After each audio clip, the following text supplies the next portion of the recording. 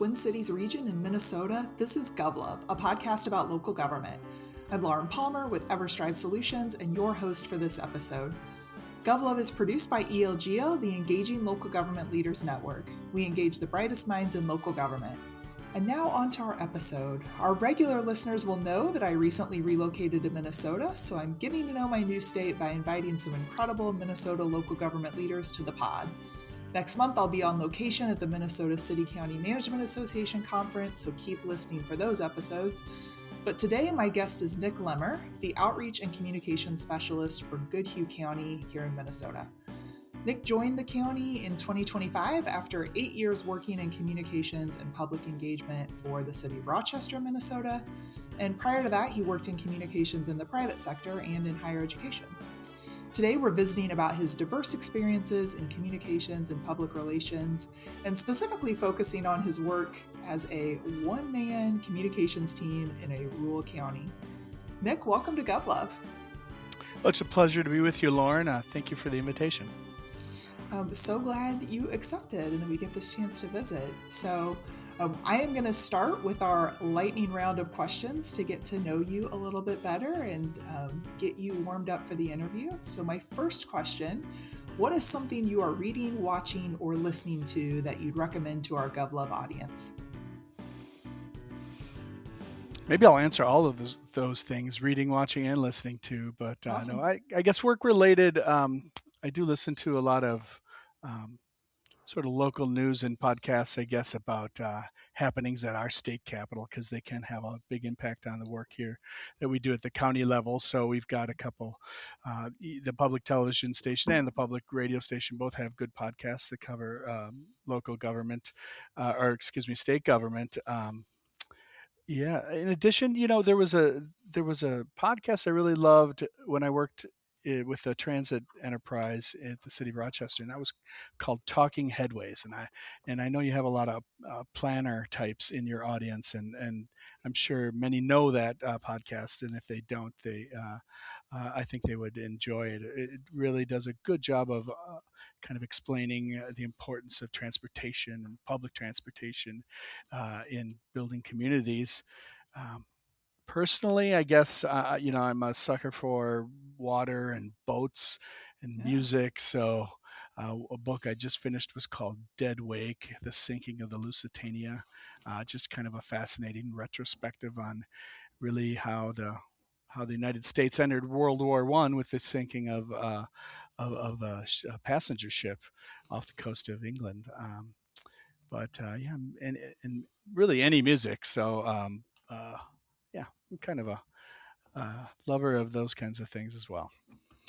Well, awesome. You gave us a lot of good suggestions there. And this question is generally how I populate my own reading list. So selfishly, I'd love to hear what podcast you recommend for the goings on at the state level. Yeah, so Almanac at the Capitol is the PBS version, the local TPT station, and they have a podcast version of that.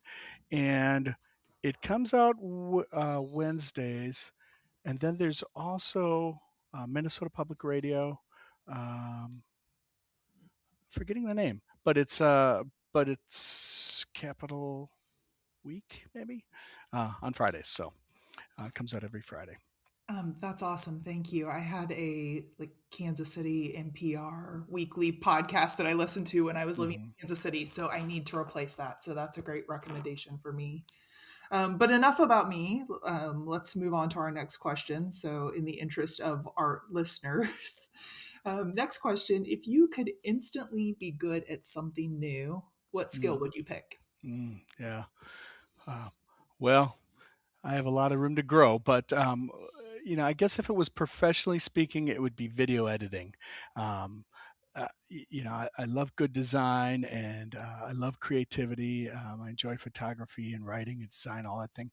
I've scripted a lot of videos, but to be honest with you, I have never learned the skills of video editing very well. I have Adobe Premiere, and I'm responsible for doing a little bit of minor editing to our board meetings and getting those posted on the web. But I wish I was better. I wish I could create those short, minute long, 2 minute, 15-second, really compelling video clips. And so that's a skill I'm working on. If I could instantly be better, that would be great. I don't know, but maybe personally, I haven't caught on the pickleball trend yet, and Okay. I think if I could, I would love to be great at pickleball. But I'm told, you catch on pretty quickly, I guess. Totally. Pickleball's designed for everyone to be pretty good at it. Maybe not great, but good enough. Sure. Well, I love your answer. This is maybe the second or third time in recent episodes that I've asked this question, and I keep getting responses like yours that are mature and thoughtful. And how can I be a better professional? And when I think about answering this question, I'm always like, I want to be an awesome singer or dancer or something. I don't know, a little more frivolous. So I love that the good public servants who are thinking about how they can bring their A game to their work. Hmm. All right, one last lightning round question. What was your first job and how did it impact you? And just for clarity, when I say first job, I mean like your first W 2 wage eligible job. And how did that impact you? So you don't want to hear about babysitting. Okay, that's good. I didn't babysit, but I guess the first position I have, I'll speak of something I did right out of college, because although I did have some part-time jobs, they never really amounted to much. But the first job I took out of college was like a pre-press operator at a commercial printer. I had graduated with a minor in graphic design, and so I knew how to use the tools in a way that a lot of the printers hadn't caught up with yet. So it taught me that, like, it's good to have skills that are in demand, right? Because then Yeah. you can get a job pretty easily. The money's usually pretty good. So I guess that was the lesson I learned. I knew the importance of having a real tangible skill, and it turns out that for me it was working in the early days of a lot of these graphic design software programs that we all use now all the time, that really got me in there. But I'll tell you, it taught me another thing too, and that is really the meaning of opportunity cost. And it probably didn't sink in Mm. until later. But coming out of college, I had an opportunity to do an internship as a graphic designer, and but that paid probably about a third of what the pre-press job at the commercial printer did. And so I took the money Yeah. instead of the experience, to be at a creative agency and to be a designer working hand in hand with professional designers. And over time I started to realize that I think my personal skills were probably suited more to that creative role than they were to that more production oriented role. um, did fine, but I think later on, I realized, boy, I would really have enjoyed just taking that lower paying internship, taking a chance, following sort of what was more of a passion than letting the practical side take over and kind of, go for the money, I guess. Not that it was a lot of money. It was probably, Yeah. $20 an hour or less, um, but yeah. So I learned quite a bit from that first job. Yeah, that sounds incredible. I'm glad I put that question last because it's really a good segue into the rest of our conversation for the day. As we'll get to hear about the wide range of experiences that you've had so far in your communications career. So let's pick it up there. I mean, maybe starting from the printing press, tell us about your career path, quick summary of how you got started in your career and what led you to your current position in Goodhue County. Sure. Well, that first position at the printer really led into a series of positions within that same company, ending with being in their sales department, quite frankly, because things, everybody they were expanding into building websites, and they were expanding into offering variable data printing and some of these new technologies that I really had an aptitude for, and sort of had this natural flair, I guess you could say, for connecting with people. And so I wound up in their sales department. And that actually gave me the opportunity to transition into a role um, as an on-site production specialist at a few different downtown Minneapolis advertising agencies. So I ended up spending the first decade or so of my career working in downtown Minneapolis for some really great firms, working alongside some really talented folks, blue chip clients, and really getting exposed to every kind of marketing communications you can imagine, like videos, websites, print production. I mean, and advertising campaigns. I mean, you name it. I was exposed to it during that time, so it was really a great foundational experience. Um, but after a while, after about a decade, I realized I wanted a little bit more, and so I went to grad school at the U of M, got an MBA. My undergraduate degree was in English, so I thought, well, maybe it's time I learn a little bit more about how business works. That now that I'm sort of in the business world. So after that MBA from the U of M, I looked for something what we would call on the client side, so something like a director of marketing job. And it just so happened the first position that came my way was the director of marketing at a community college, so a state college here in Minnesota, and that was a state government position. And I really enjoyed the change to government work because it helped me, I don't know, find a little bit more um, value in the work I do. It kind of it was a little bit more meaningful to me, and it was great. Higher ed is great because you're helping people just kind of achieve their dreams, so to speak. The trick with higher ed is, as I learned as part of my MBA, is it's a shrinking market. There's fewer and fewer kids, and so it became Right. very competitive. But so after a little bit of time in higher ed, I was kind of looking around. I saw a great opportunity in Rochester, Minnesota, a community just about an hour away from where I was living. And knowing what I knew about how Rochester was growing, I thought this is going to be a great opportunity. And that was my first entree into local government. And I absolutely loved it. And I've been enjoying the time there ever since. It's awesome. And then you moved last year, right? From Rochester to Goodhue. Tell us about that transition. Yeah, that's right.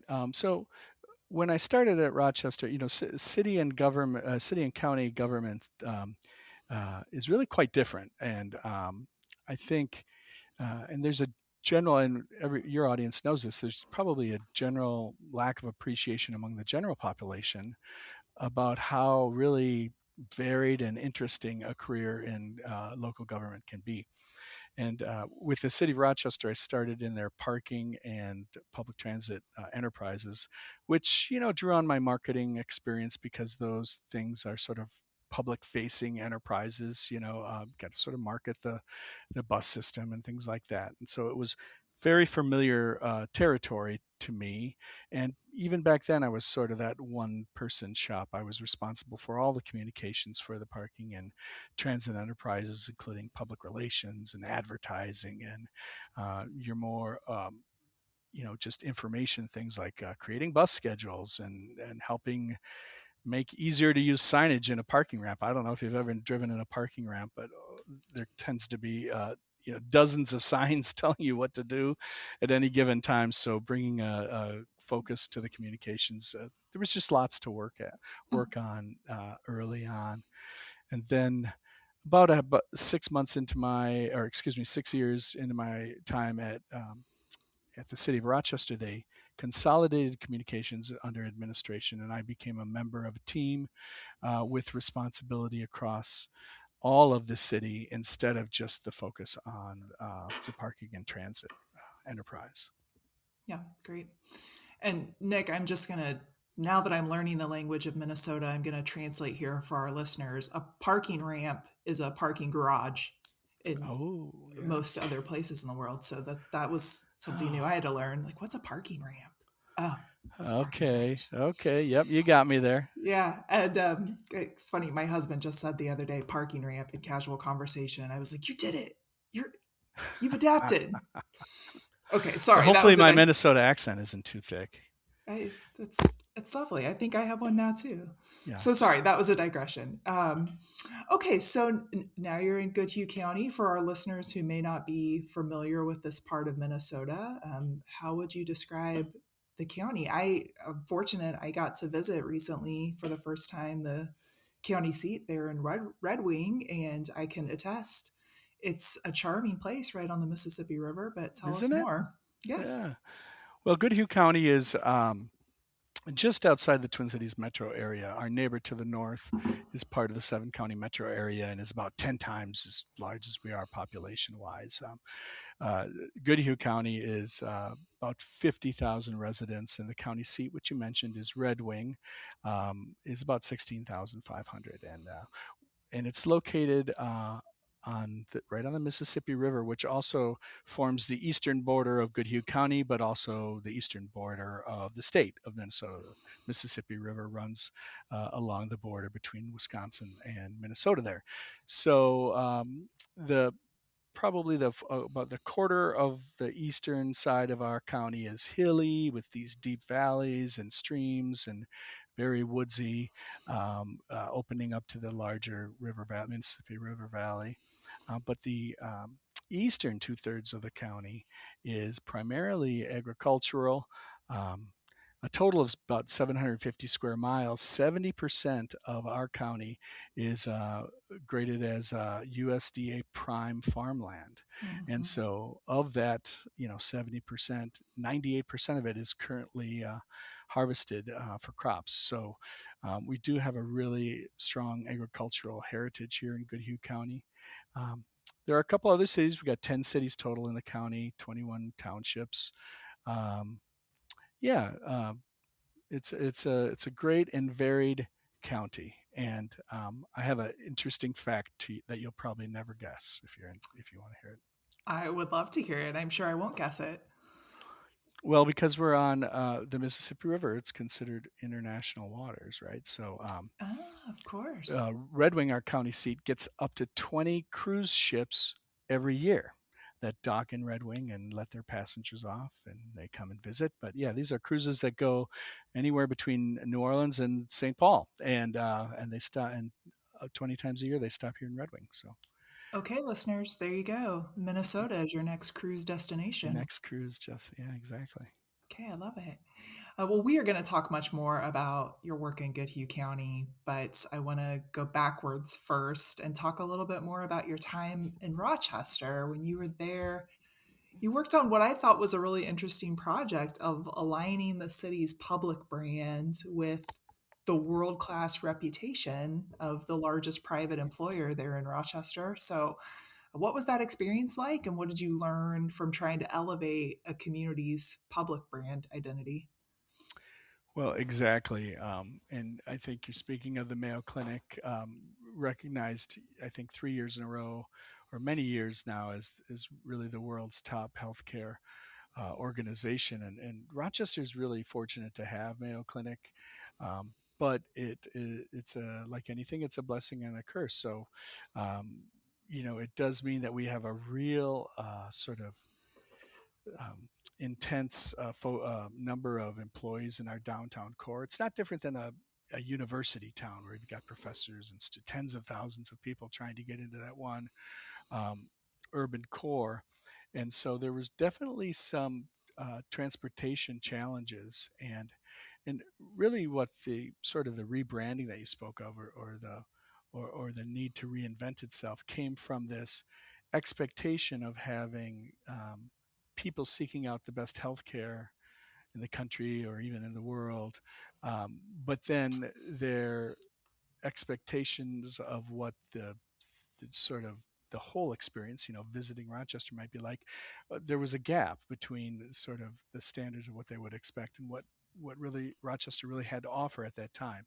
And so the Mayo Clinic, to its credit, said, "Hey, we would like to grow, and we would like to grow in Rochester, Minnesota." But they turned to the Minnesota legislature and said, "We would like to up our game. We would like to bring the Mhm. experience of the 2 million plus visitors Rochester sees every year, elevate the experience to be on par with a world."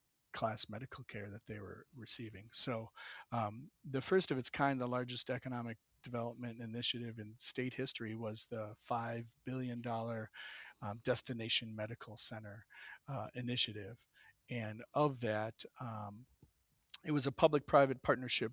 So for every dollar invested in private dollars, including Mayo Clinic, in the city of Rochester, the government would release a certain amount of funding then for infrastructure improvements, and that included transportation. So, really, I was part of the team that imagined what would be the future needs of the workforce and of the visitors, and the people who lived in and visited Rochester in terms of public transportation. So it was a really interesting time to be there. Um, it was a matter of rebranding the city in many ways. I mean, we implemented a new logo in the time I was there for the city in general across all its departments and identity, everything you can think of in a brand identity. We, like I said, contributed to trying to elevate that experience, which included lots of other infrastructure projects, place finding. I mean, I really learned a lot from the talented planners and just economic development professionals who were sort of flocking to Rochester and still are to this day, because it's quite a thing to be a part of. Um, and it was also a matter of, like, we needed to elevate the reputation of the town in general, because we didn't want to attract only private investment from our largest employer or from the hospitality industry, which kind of naturally follows, but for other um, ancillary businesses to medical, healthcare, biotech, that kind of thing, to just become that regional medical, that destination medical center. So it was and continues to be a very exciting place to be, and a lot of great work being done there. I learned a lot. I learned a lot about placemaking. Mhm. I learned a lot about working with city councils. This was my first um, chance to work in local government. So working, knowing how to kind of write persuasive decision packets that get in front of city council. Um, I also learned what it meant to kind of work with the people who often felt the city that they knew so well was changing a little too fast, and it Oh, wasn't the sure. city they grew up in. And so Yeah. there was a lot of work from a communications perspective to be done there. Yeah, I think that's a notion that will resonate with a lot of our listeners. Thank you for sharing that. I just love that story. I love this idea of our public investments matching our level of private investments. Like we can have nice things too in the public sphere. Um, so thank you for sharing that. Well, you left Rochester from kind of a discipline focused communications role to take on a generalist role that you're in now in Goodhue County. And Nick, as I understand it, you are the communications team in this community.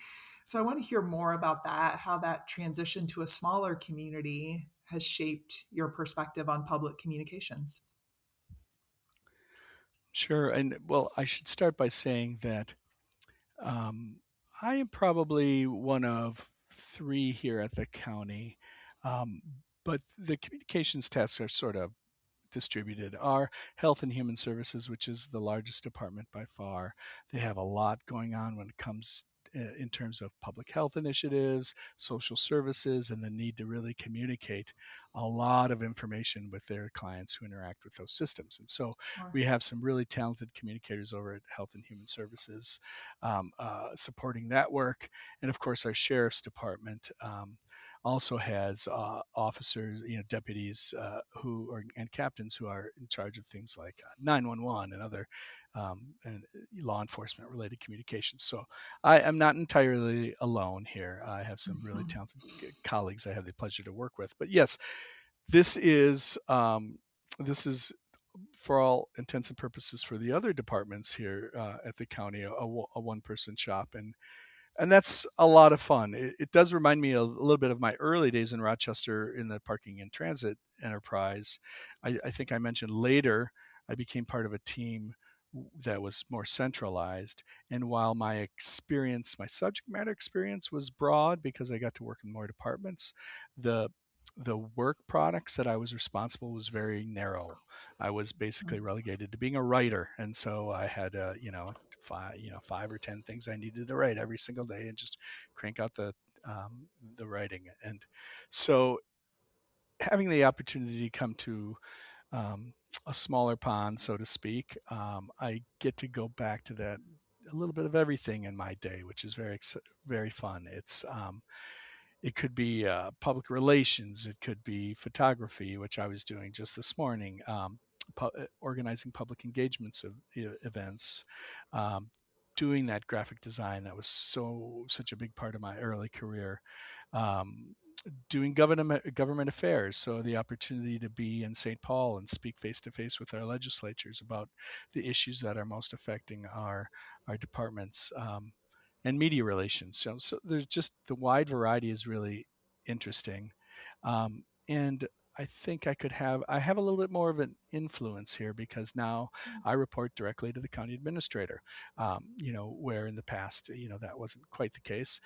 And so I'm really trusted as a advisor, I think, and then I think, the ability or the opportunity to have influence on some broader policies, which is really great. Yeah, well, we're going to talk about some of those things that you're working on.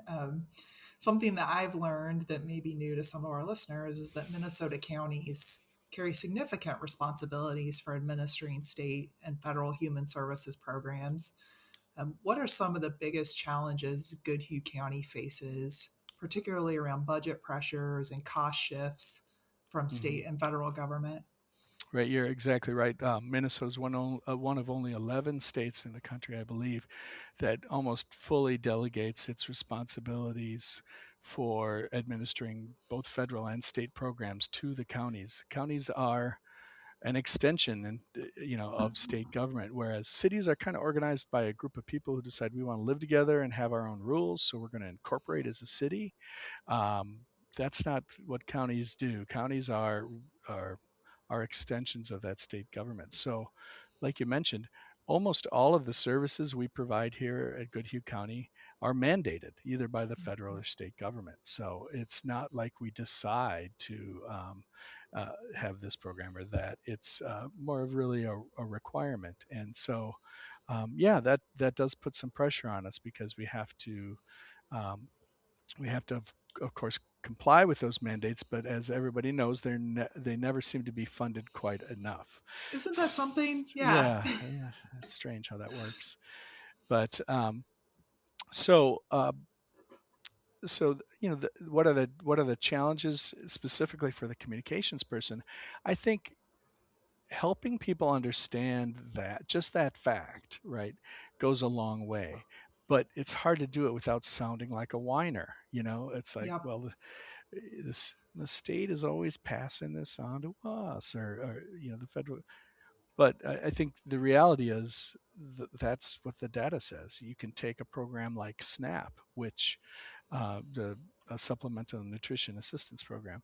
Um, the federal government in HR1 passed last year decided to go from providing 50% of the administrative cost for the program uh, to only providing for 25% of the administrative cost of that program. So just sort of with the passage of that bill, we have to come up with about $300,000 a year that we didn't have to come up. That was covered elsewhere before. I mean, that's Mhm. just one example. Some of the mandates come with just uh, sort of new or onerous requirements. Like in the past, we had to verify eligibility for some of those social service programs once per year, but now we have to validate eligibility twice per year. Okay, well, I can't tell you exactly how much that will cost, but I know that our people will be a lot busier and they're already stretched Mhm. thin. So this makes it hard for for us to then manage our budgets in a way that prevents tax levies from continuing to have to rise. And so that's one of the big challenges, I think, from a communication standpoint, is explaining that most of our services are mandated, that some of them are unfunded or underfunded, and that when those things change, we don't have a lot of opportunities to raise revenue in Sure. conventional ways. We have, you know, we get money from the state government, we get money from the federal government, but after that, it's primarily tax levy, and it's the taxpayers of our county. And so, unfortunately, sometimes federal and state governments just try to save money. Quote, you can't see my air quotes. When I say save money, that means pass the pass it oftentimes on to the counties. And so yeah, I think that's true for the 87 counties in Minnesota, and probably the 3,000 counties in the country all Right. struggle with some form of that. Yeah. I'm sure that some of our listeners are commiserating with you right now. Another timely issue that you're working on in Goodhue County is that your county is evaluating a proposed data center project, and I know that's affecting a lot of communities. How are you approaching public communications around a data center that could significantly expand the tax base, but also has raised environmental and land use concerns? Mm-hmm. Well, in the case of the data center being proposed for Pine Island in Goodhue County, and Pine Island is a community of I think about 4,000 people. They're really doing the heavy lifting. They're going to do what they call an orderly annex of some township property adjacent to the city. So they'll be annexing that as city property, and then they'll be approving. Their city council voted unanimously to approve the development plans, at least for phase one of this project, including all of the zoning changes and the land use changes that were required to permit this project to go forward. So a lot of the heavy lifting, just to be clear, was done by the city. But just like the city is being asked for I guess incentives to locate there by the developers. The county is also being approached, to see what incentives we can offer as part of the development, and so those conversations are ongoing. Um, but it does come down to what are some valid concerns in the minds of the people who live and work and visit Goodhue County. Will this project be good for us? And their concerns. What's interesting is their concerns often go well beyond the scope of any local government. So for Mm-hmm. example, is AI going to take over, and is that a good thing? Those are questions where, um, we don't wrestle with those questions per se. We have to follow the rules. Is the process being followed? Is it orderly? Even things like consumption of water resources, which I think is a valid concern. All of these are valid concerns, but that really becomes a state issue, whether it's DNR dealing with the water table, or it's the MPCA or some other state department that sort of regulates some of those things.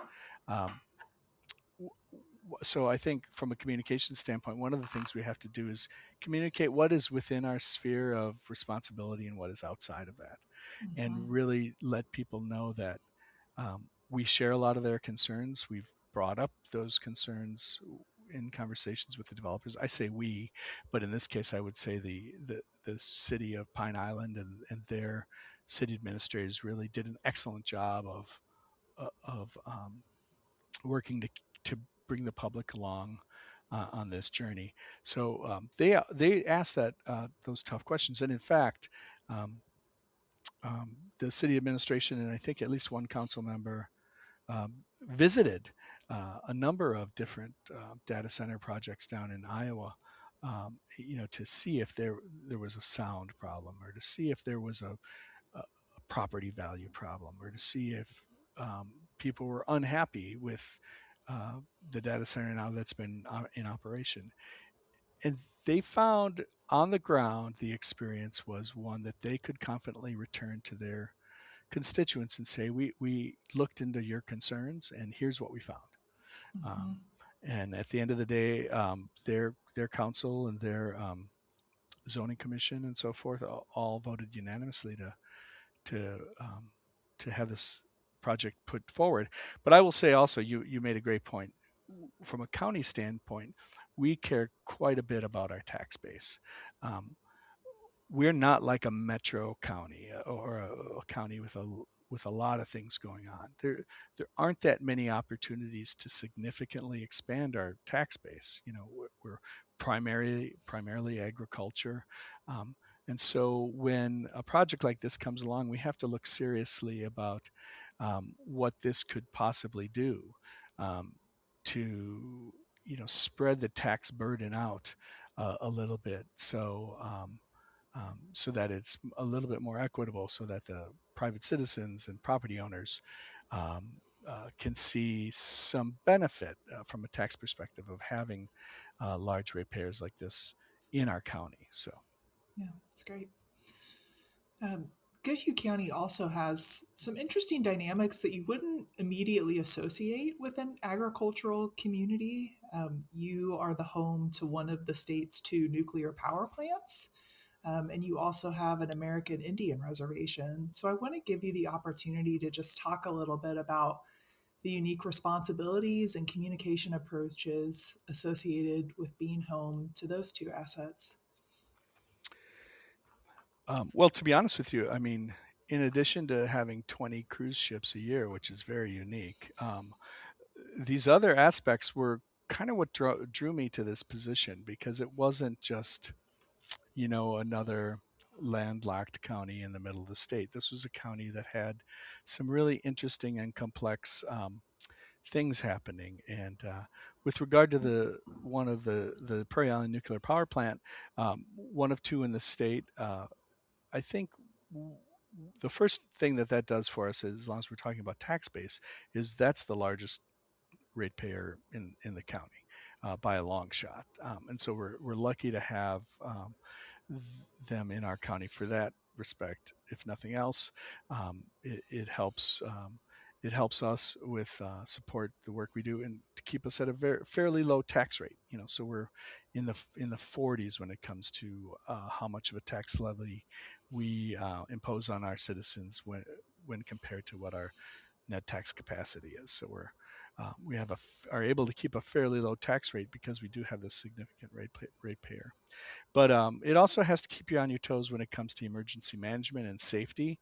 So when you talk about a communications role within local government, oftentimes you by association become part of the emergency management team when it comes to being Mm-hmm. an information officer for planning and preparedness and drilling. So I've been involved in that in my past life in the state government. When I was at the university, I was a principal information officer for their emergency preparedness. So playing that role here again in the county, it's I enjoy that because you hope things don't go wrong, but when they do, you want to be able to be sure that what you're doing is adequately preparing yourself and the people around you to communicate the things that are needed to be communicated in a timely fashion. So that public information role, I kind of is ratcheted up, you could say, because we're talking about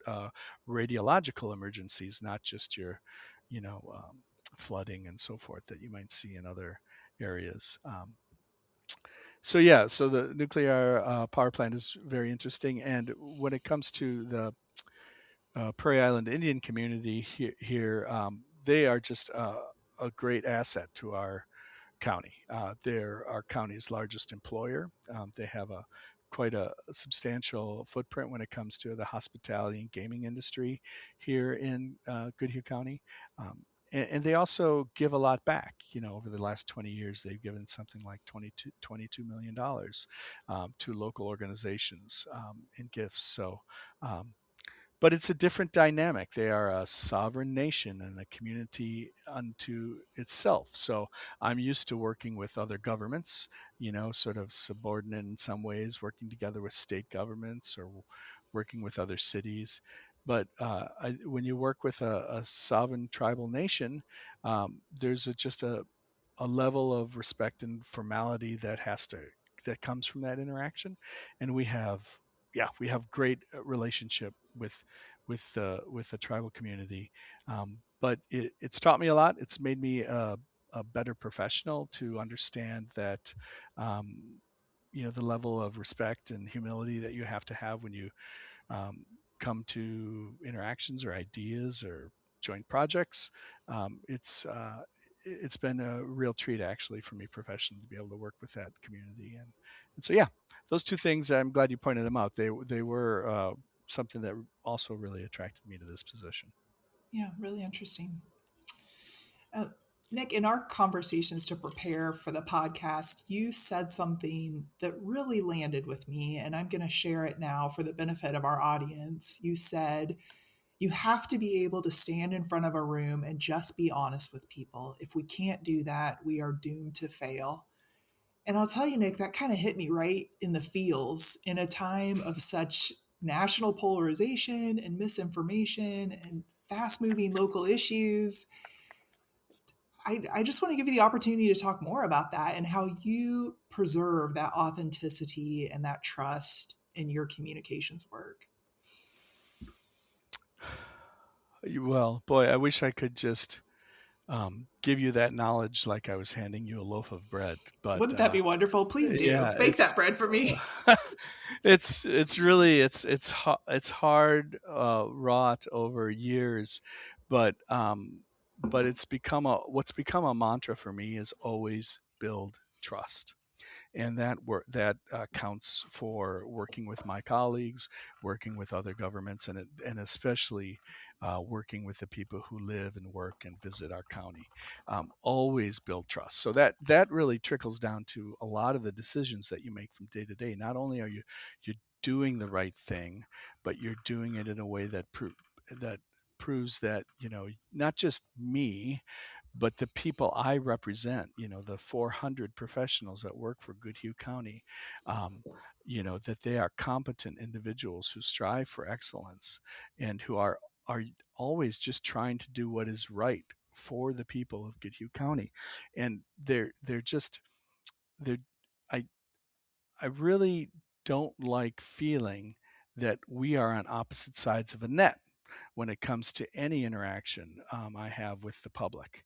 I try to let them know that we are both on the same side of the net. We are all on Team Goodhue County here, and so that means that any concern they have is a valid concern and needs to be heard.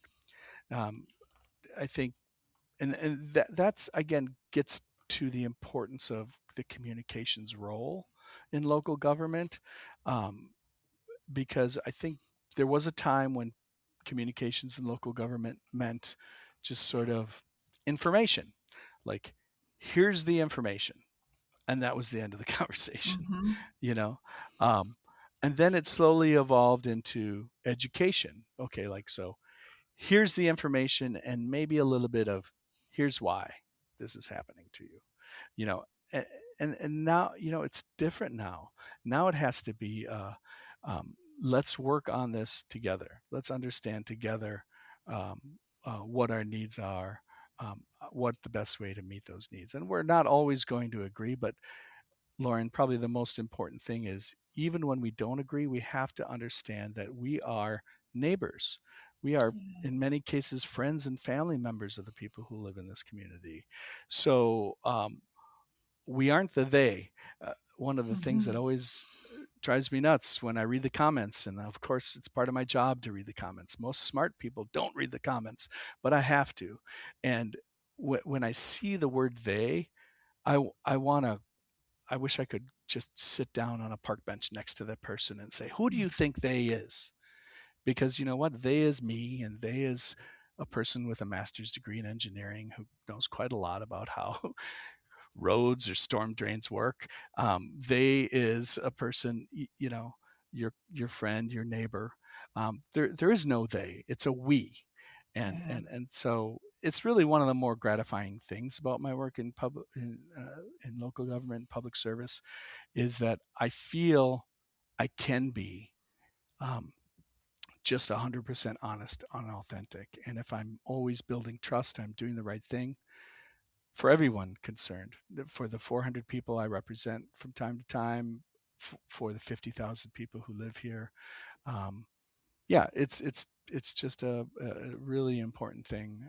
And just like you said, in a time of so much distrust, I make it my goal to to always build trust.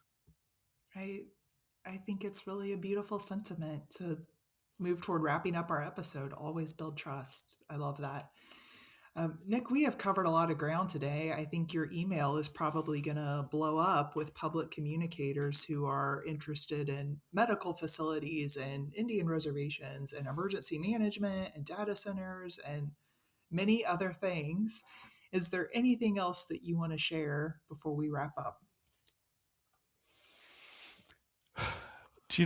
I would say that I am very pleased to see the prominence that communications and even public engagement is taking in local government. I've been around long enough to see it happen, but it's not a destination; it's a journey. I've never been involved in a situation where somebody has said, "Well, looks like we have enough communications. What's next?" There seems to never be too much is never enough, as they like to say. But you know, just continuing to tell that story. One thing I like to do is to have a mission moment. And that's when I gather with a group of people and I say, who has a mission moment? So who can tell me a little story about their day, about working with a constituent, and how it really brings to light and illustrates why we're all doing what we're doing. And I'll tell you, I hear some really great stories from the people I work with. So the mission's important, the work's important, and this podcast and getting the word out to all the other government employees, local government employees, to continue to work and devote their time to what is really a noble pursuit. So I really do appreciate the opportunity. Well, thank you. That's very well said. And we so much appreciate your time to join the podcast. One final question for you, Nick. If you could be the GovLove DJ, what song would you pick as our exit music for this episode? Oh, are you kidding? Oh, Lauren, you're surprising me on this one. This question always seems to stress people out, and I don't know why. It's fun, and you told us at the top of the episode that you love all kinds of music. Let's go with the Minnesota favorite, Prince. Yes. And so many good ones. Let's go crazy. Let's go crazy. Thank you for representing High energy. Prince. Play us out, Lauren. Okay, that sounds awesome. Thank you. Thank you. Well, that ends our episode for today. Thank you so much to our guest, Nick Lemmer from Goodhue County, Minnesota. And thanks to our audience for listening. You can reach us at elgl.org/govlove or on social media at GovLove Podcast. This has been GovLove, a podcast about local government. A world of never-ending happiness. You can always see the sun, day or night. So when you call up that shrink in Beverly Hills, you know the one. Doctor, everything will be alright.